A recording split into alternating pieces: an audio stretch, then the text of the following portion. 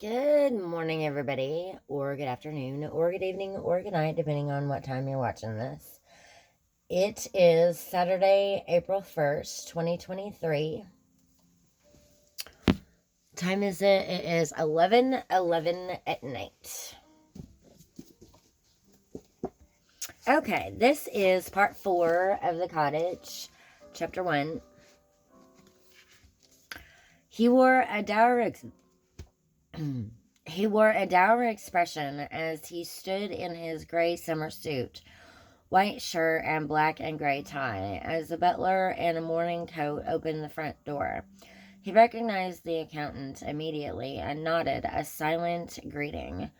Livermore knew from experience that whenever the accountant came to visit, it put his employer in a dreadful mood.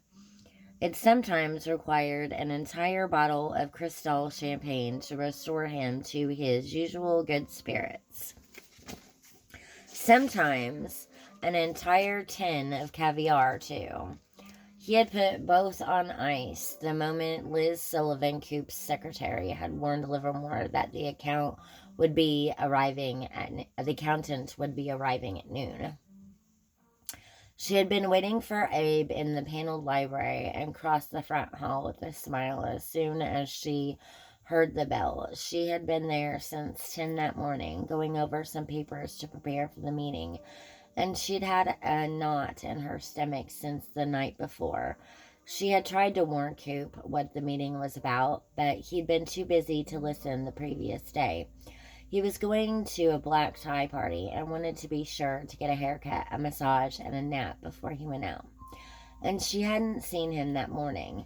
He was out at a breakfast at the Beverly Hills Hotel when she arrived with a producer who had called him about a movie with a possible part in it for him. It was hard to pin Coop down, particularly if it involved bad news or something unpleasant. He had an instinctive sense, a kind of finely tuned supersonic radar that warned him almost physically about things he didn't want to hear, like incoming Scud missiles. He managed to dodge them with ease, but she knew he had to listen this time, and he had promised to be back by noon. With Coop, that meant closer to 2. Okay, that's all for part 4, chapter 1, The Cottage. Thank you for watching.